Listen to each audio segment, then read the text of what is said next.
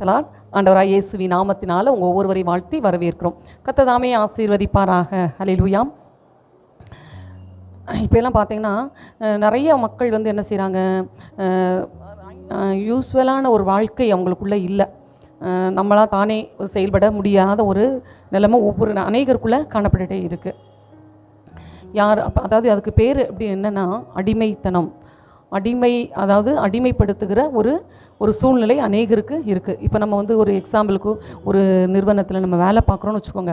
அப்போ அங்கே வேலை பார்க்கும்போது என்ன செய்வாங்க, அவங்களுடைய காரியங்களுக்கெல்லாம் நம்ம என்ன செய்யணும், கட்டுப்பட்டு இருக்கணும். இப்போ ஃபேமிலின்னு எடுத்துகிட்டா அந்த குடும்ப தலைவனுக்கு அந்த தலைவி கீழ்பட்டு இருக்கணும், பிள்ளைங்கள் கீழ்ப்பட்டு இருக்கணும்.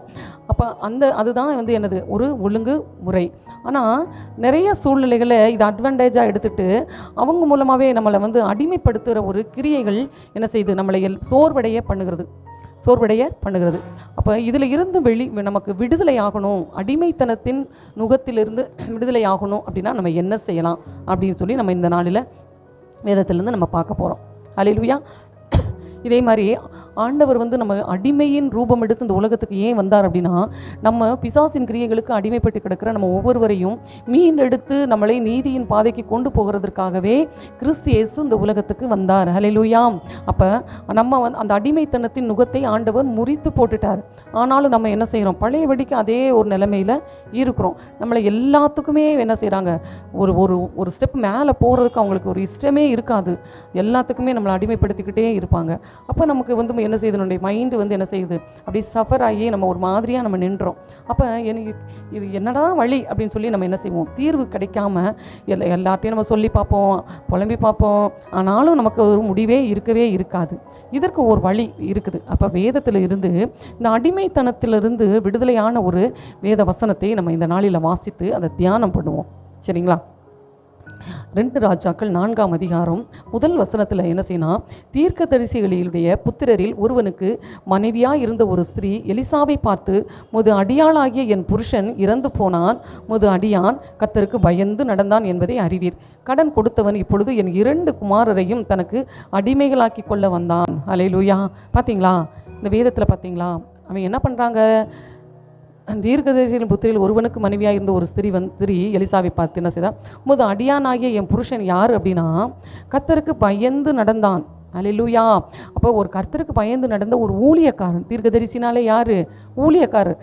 அவர் வந்து எப்படி இருந்தாராம், ஊர்லெலாம் போய் கடனை வாங்கி வச்சுட்டு அந்நியர்கள். அப்போ ஒரு கர்த்தருக்கு பயந்துருந்தவங்க என்ன செய்ய மாட்டாங்க, அடிமையாக்கி கொள்ள வர மாட்டாங்க.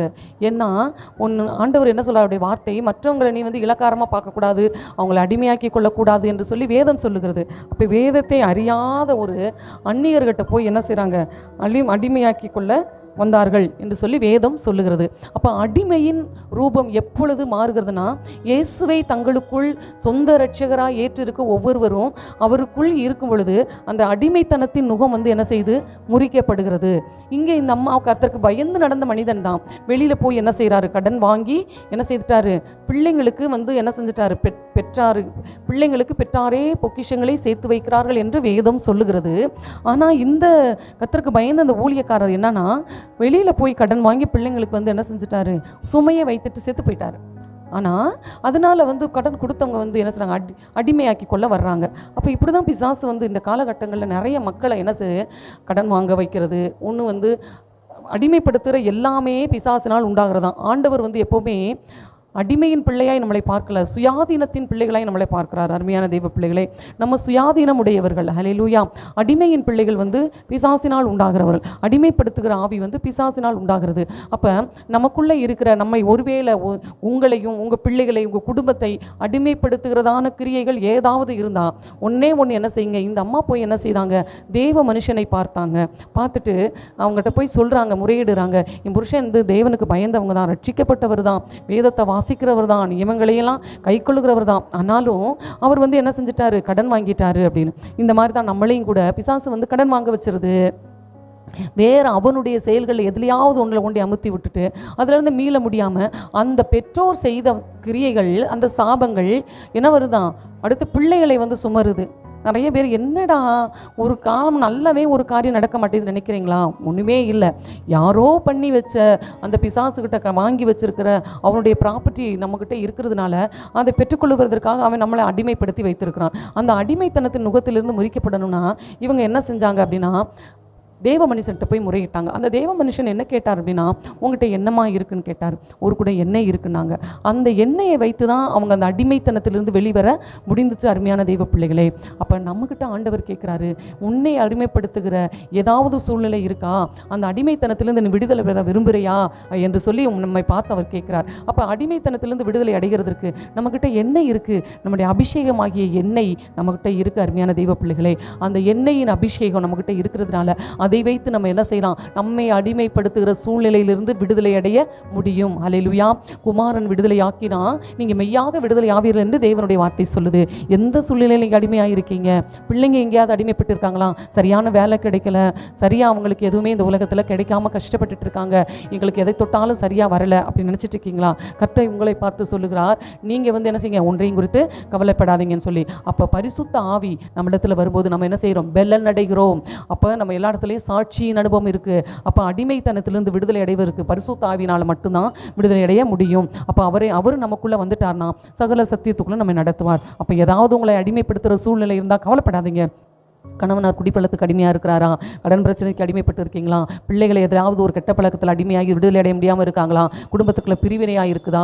எந்த சூழ்நிலை, விபச்சாரம், வேசித்தனம், அசுத்தம், மோகம், காமவிகாரம், துரியச்சை, பொறாமை, வேசிக்கல்லர், இப்படி பல சூழ்நிலைகள், பல பாவங்கள் அடிமைப்படுத்திட்டு இருக்காங்க. கவலைப்படாதீங்க. இன்னைக்கு ஏசப்பாட்டை ஒப்பு கொடுத்து கன்ஃபஸ் பண்ணி ஜெபம் பண்ணுங்க. கர்த்தர் அந்த அடிமைத்தனத்திலிருந்து உங்களை விடுதலை பண்ணுவார். இவங்க செஞ்சது தேவ மனுஷன்ட்ட போய் அறிக்கையிட்டாங்க. அவங்ககிட்ட பரிசுத்த ஆவியாகிய எண்ணெய் இருந்தது. நமக்கும் பரிசுத்த ஆவியை பெற்றுக்கொள்ளு. ஆவியார் நம்மகிட்ட இருந்தார்னா நம்மை அடிமைப்படுத்துகிற சூழ்நிலை உங்களை விட்டு அகன்று போகும். அது மாத்திரமல்ல, நீங்கள் இந்த உலகத்தில் வாழ்கிற நாட்கள் வரைக்கும் பரிசுத்த ஆவியானவர் உங்களை வழிநடத்தி உங்களை மென்மேலும் வளர பண்ணுவார், பெருக பண்ணுவார். நம்ம செபிப்போம். எங்கள் அன்பின் பரலோக பிதாவே, இயேசுவின் நாமத்தில் செபிக்கிறோம். அப்பா தகப்பனே, உடைய பிள்ளைகளை எந்த சூழ்நிலைகளையும் அவங்க அடிமையாகி இருந்தாங்கன்னா அடிமைத்தனத்திலிருந்து அவங்களை விடுதலை பண்ணுங்க. பரிசுத்த ஆவியானவர் ஒவ்வொரு மக்களையும் கைடு பண்ணி வெளியே கொண்டு வாங்க. சம்பாதிக்கிற பொருட்கள் ஒன்று கையில் நிற்கலன்னு சொல்லி ஆண்டவரே கத்தாவே ரொம்ப கவலைப்பட்டு இருக்காங்க. அவங்க கவலைகளை நீக்குங்க, கண்ணீரை துடைங்க, அடிமைத்தனத்திலிருந்து விடுதலை அடைய ஒவ்வொருத்தருக்கும் கிருபை கொடுங்க. இயேசு கிறிஸ்துவின் நாமத்தில் ஜெபிக்கிறோம் நல்ல பிதாவே, ஆமென். God plus. ஆண்டவராகிய இயேசு கிறிஸ்துவின் நாமம் மகிமைப்படுவதாக. சிடிஎம் ஏஜி சபையின் சார்பாக உங்களை வாழ்த்தி ஆசிர்வதிக்கின்றோம். எங்களோடு இணைந்து தேவாதி தேவனை ஆராதிக்க வாருங்கள். அபிஷேகம் நிறைந்த ஆராதனையும் ஜீவனுள்ள தேவனுடைய வார்த்தைகளும் எங்கள் திருச்சபையின் வாயிலாக நடைபெறுகிறது. ஆராதனை நேரங்கள்: பரிசுத்த ஆராதனை ஞாயிற்றுக்கிழமை தோறும் காலை 9 மணி முதல் 11 மணி வரை நடைபெறும்.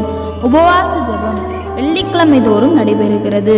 பெண்கள் கூடுகை மாதத்தில் கடைசி வியாழக்கிழமை நடைபெறும். போதகர் ஐக்கியம் மாதத்தில் கடைசி திங்கட்கிழமை தோறும் நடைபெறும். எங்களுடைய முகவரி 18 கொன்னவாயின் சாலை, SNR பெட்ரோல் பேங்க் எதிரில், மதுரை. தங்களை அன்புடன் வரவேற்பது பாஸ்டர் ஜெபஸ் செல்வம். தொடர்புக்கு 8608529228 9789215567. கர்த்தர் தாமே உங்களை ஆசீர்வதிப்பாராக. ஆமென்.